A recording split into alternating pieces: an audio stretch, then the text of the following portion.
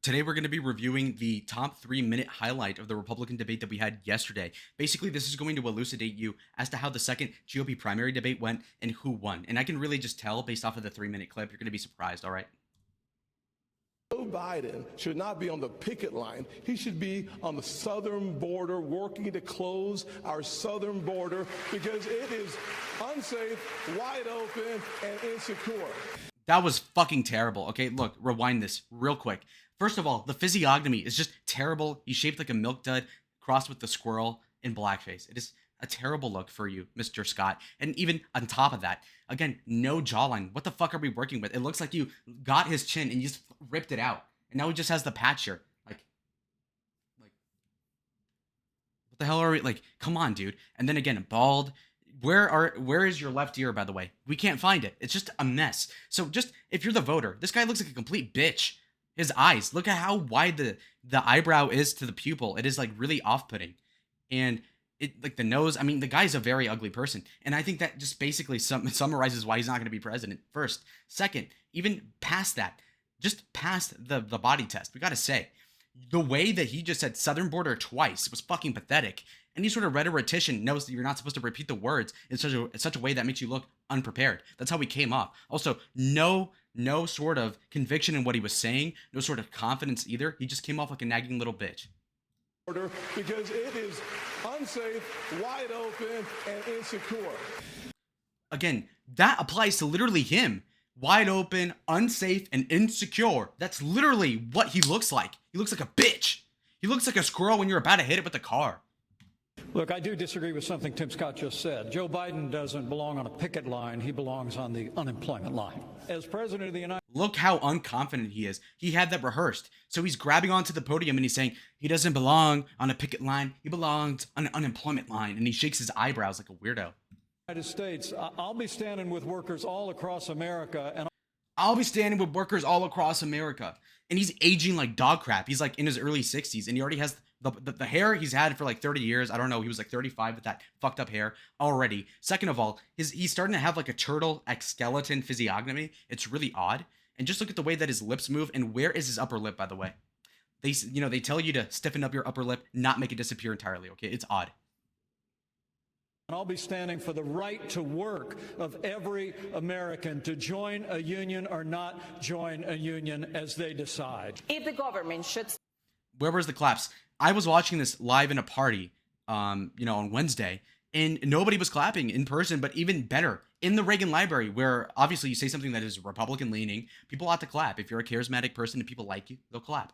And not even his own people were clapping. They're like, what the fuck was that? What was the punchline? Where was like the pizzazz? Where's the part where I'm supposed to clap at? These people don't have a sense of stage presence. It's what I'm looking at. And it's just so jarring looking at Trump be at like dozens of these debates over the last 10 years. And for these people to completely not even deliver half as much as what he did.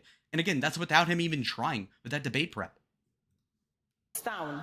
Should voters blame populist Republicans? Voters should blame everybody who's in Washington, D.C. Where's Joe Biden? Again, physiognomy test. He is fat as fuck. And, just look how beleaguered he looks on the left. Think about it. Chris Christie's not even that old. He's like in his 50s, but he's already like, it's like, bro, come on, bro. Disgusting. Voters should blame everybody who's in Washington, D.C.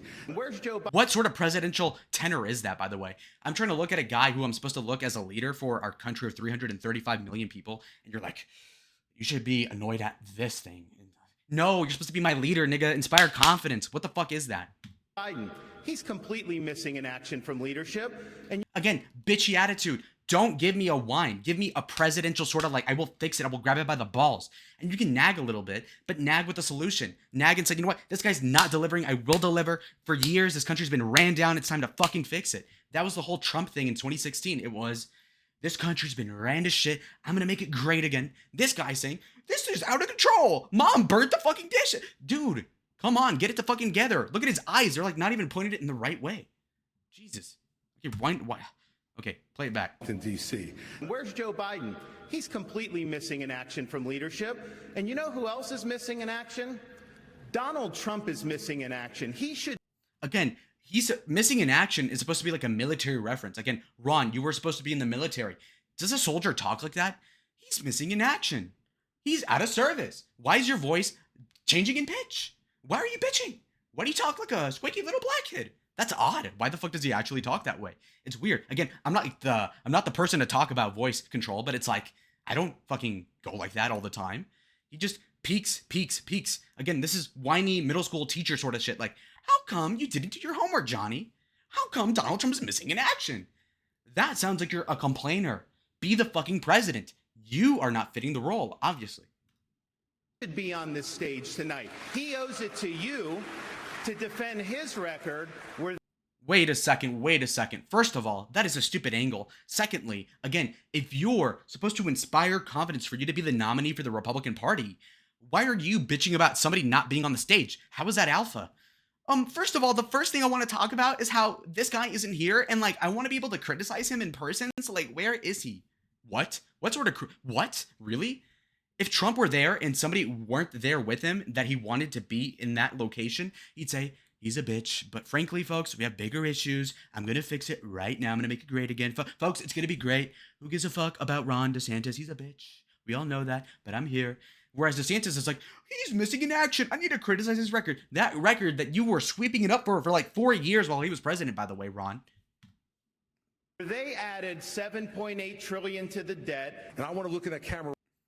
So he's trying to say like, oh, Trump, you need to defend your record because you added $7.8 trillion to the debt, which is very facetious for him to say because, Ron, you know that most of the deficit spending under Trump was due to the COVID stimulus spending, which, nigga, you took the money from anyway as governor of Florida. More than anybody, actually. Which is to also suggest that you have no moral fucking backbone in your criticisms of Trump.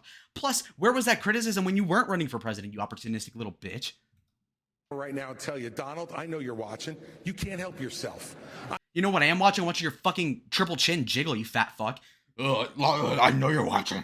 You're desperate. You're clingy. Get off his dick. Trump is Trump even watching this? He's probably like in his $1 billion fucking mansion eating McDonald's with caviar. Do you really think he's like that worried about you, Chris Christie, Mr. 1% over here?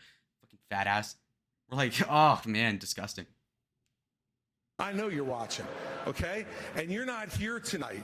Not because of polls and not because of your indictments. You're not here tonight because you're afraid of being on this stage and defending your record. You're ducking these things. And let me tell you what's going to happen. You keep doing that, no one up here is going to call you Donald Trump anymore. We're going to call you Donald Duck. Oh, he's so ugly. He looks like Ursula from fucking Mermaid, Little Mermaid, you keep nigga. doing that, no one up here is Look at his eyes. They're like not even like correct. It looks like I beat the shit out of him and you had to fix him with Play-Doh. Fucking disgusting. Look at his eyes. They're not even level with each other. Call you Donald Trump anymore. We're going to call you Donald Duck. Buddy. No criticism from this guy over any sort of like, oh, you're a pussy, you won't show up. Again, don't talk about stuff we can look with our eyes with because anything having to do with vision clearly makes you out to be the loser in most scenarios because like, just look how dysgenic you are, Chris. I mean, this is fucking ridiculous. Krispy Kreme over here. Krispy Kreme Christie, damn. Slaves develop skills in Even this sort of posture, what the fuck is that?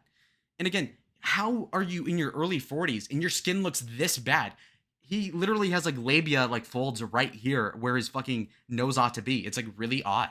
Very odd. You've got the face aging of like a 65-year-old in the body of a 42-year-old or however old he is. It's like really off-putting for starters. Secondly, when you're receiving a question, what you ought not do is be like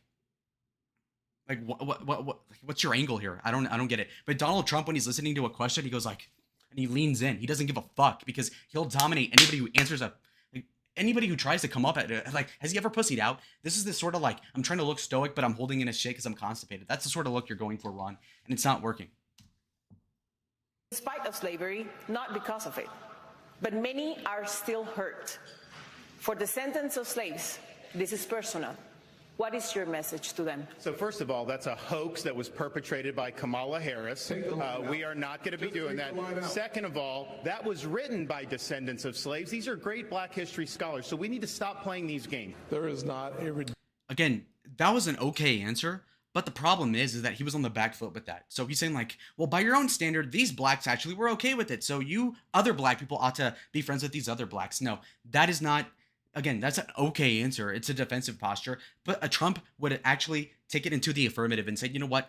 No, this is great history, and you guys are just insecure about it. You guys are trying to hide the truth. Again, put them on the back foot. As a rhetorician, DeSantis doesn't have that clearly. And again, this is a question that he knew was going to come up. This is something that was in the news a couple weeks ago. He knew that was going to come up, and yet he didn't prepare something actually adequate to, I guess, be able to take that and feel that as a relevant question. Redeeming quality in slavery. He and Kamala should have just taken the one sentence out. I have a radical. What a bitch-made ass nigga. First of all, nobody cares enough about this issue for them to actually make it a deal breaker between you and DeSantis. But not only that, but you're a black guy. So inherently, people are going to think, okay, what does the black guy have to say about this sort of topic? And you would think like, okay, well, either the black guy has a strong take and he's relevant, or is he just going to be a bitch? He's a bitch. First of all, he was in the George Floyd protest like 2 years ago. So again, no, like that's just a traitor sort of thing to do because that was a stupid thing to participate in. But even more so than that, the guy's evidently over here taking the middle position between Kamala Harris, who's a complete dumb bitch, and Ron DeSantis, who's a cucked little Republican. So, and then you double cuck and you say, well, I'm going to be between Kamala and Ron. That's no place you want to be. That's like between the dick and balls. You don't want to be in that area. That is fucking disgusting. He and Kamala should have just taken the one sentence out. I have a radical idea for the. Also, what a middle school teacher or an elementary school teacher. Johnny, can you just at least give him one crayon? How about we take one sentence out? How about you rework really? What a bitch. Republican Party. We need to win elections. And part of how we win elections is reaching the next generation of young Americans where they are. So when I get into office, I've been very clear. Kids under the age of 16 should not be using addictive social media. He has a way better grasp of like basically the charisma of Vivek Ramaswamy, which is like pretty commonplace to see like in any place of like power. You can see these people all the time, these technocrats, they can even talk like he does. But the people in the debate stage evidently do not have that sort of prowess, which is just astounding to see. But he clearly has some sort of like dictation command. And again, as a guy who's like Indian, again, it's like these old white people, like, what the fuck? How do you speak not as good English? It's really appalling. And so he's over here and he can actually control the way that he enunciates certain words so that he can actually be a little bit more convincing than he otherwise would be. And a lot of his charisma is kind of like Carrie Lake's mode of speaking, if you guys pay attention to that. I'm the only person that has come up with that in comparison before. Genius, by the way. Anyhow, I mean, clearly what he says is not Trump level. And what I mean is like, what we ought to be looking for in these debates is a guy who you can look and say, not only does this guy look like he could be a president, but also somebody who acts in such a way to where he's the character in the room. If you put Donald Trump in there, he would clearly, like not even if it were Trump, but just physically speaking, he just looks different. But even more than that, he's just like, if you were to walk in the room, that would be all the discussion. He's the main character wherever he's at. Where has he been in a room and not been in the alpha? Like, no matter where the fuck it is, he's always in control.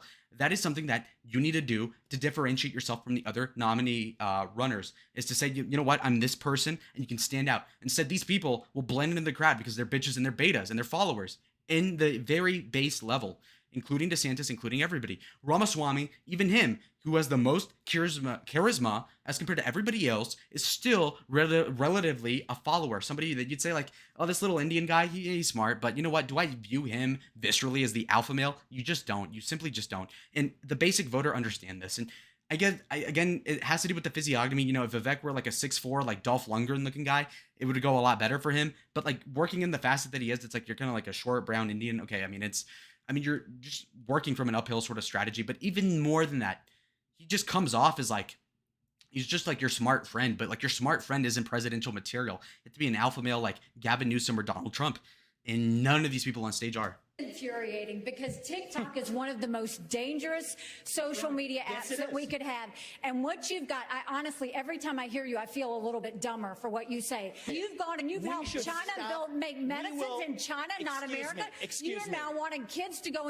Okay, he's getting worked right here. So Nikki Haley, again, women are just better at arguing than men. And what I mean is like women are way more socially calibrated towards finding your insecurities and poking at it. So she just figured out what it was over this TikTok little thing, which doesn't seem like a big deal in the political sense. But obviously, you'll understand it. If you actually follow the politics, you'll get what the references. But the point is that this TikTok thing really flusters Ramaswamy. So instead of just cutting her off like a king, like Trump would, you can just imagine Trump stiff-arming Hillary, or Nikki Haley in this case, being like, oh, shut up, woman. Nah, you're retarded. No, but Vivek says, please, please, please. That sort of thing is just very effeminate.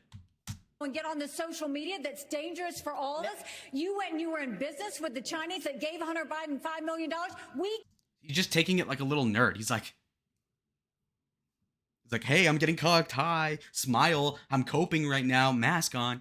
Can't trust you. Polls don't elect presidents. Voters elect presidents. Right. And we're going to take the case of the people in these early states. We're going to do it in a state-by-state direction. Again, horrible rhetoric. So the question before this, if I recall, it's basically like, okay, well, DeSantis, you're behind by 30%. How are you going to be president if you're behind by this much?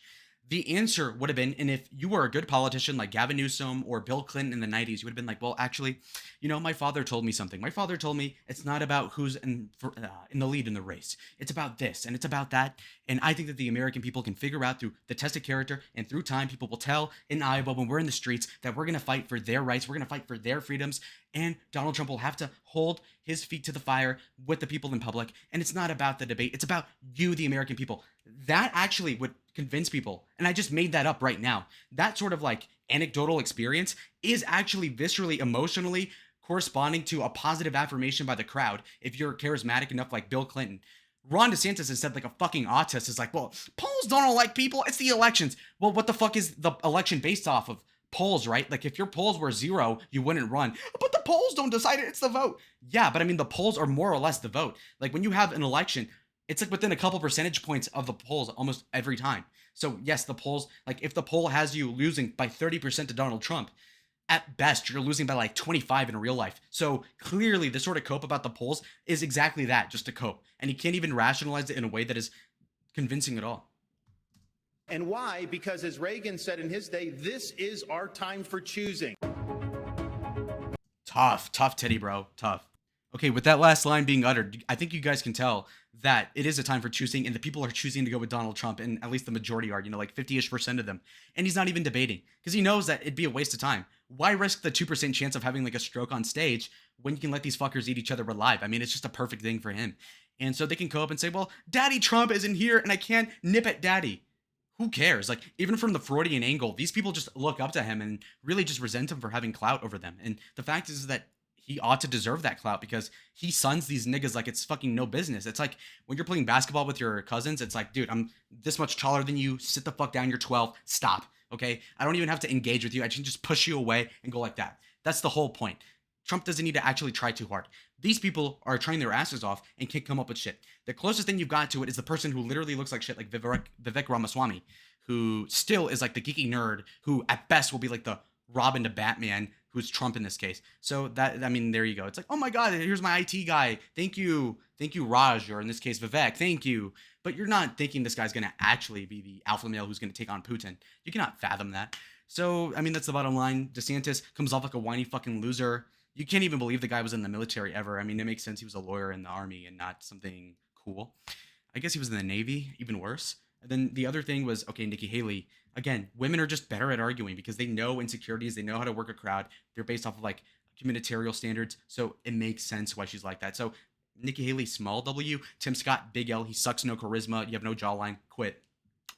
Also, if Tim Scott were not black, he'd be working at a McDonald's, as one of my best friends said, because actually that is true. The guy has no fucking talent. He's just like a token black Republican. And you know what? There's way better black Republicans. Thomas Sowell fucking clears your milk dud ass. And he actually had hair. He still has hair in his 90s. Impressive. Give him that. Next. Okay, who else?